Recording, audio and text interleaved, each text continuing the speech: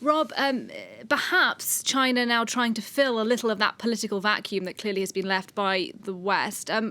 What do you make of those Chinese comments we've been hearing today? Yeah, it's more or less what you would expect. The Chinese have clearly seen this coming, not quite as precipitously as this, but they've seen it coming for quite some time.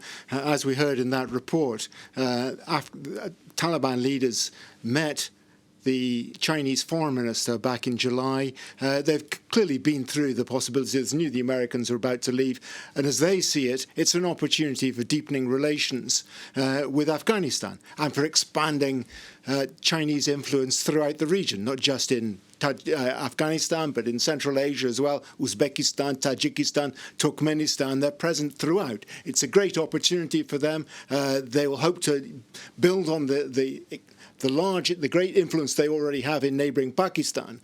Obviously, they're going to be concerned about it as well. They'll be worried, as we heard in that report, that the ideology of the Taliban could spread from Afghanistan into China, into the Xinjiang region, where there have been long-standing reports that the Chinese have been brutally repressing the Uyghur minority for some years now. What they will not want is for the Uyghur minority to be invigorated by what's happening in Afghanistan, see it as an opportunity for them to start making life difficult for the Chinese authorities in Beijing. So, the Chinese are wary on the one hand, but they see it as an opportunity on the other, which is why they're keeping the embassy open. Now, Russia is also keeping its embassy in Kabul open for the moment. Do we know what Russia's priorities are now? Does it also see a potential opportunity in Afghanistan? Well, it'll be looking for opportunities. Whether it sees one particularly clearly at the moment, I wonder. Remember that the Russians don't have a particularly comfortable relationship with the Taliban.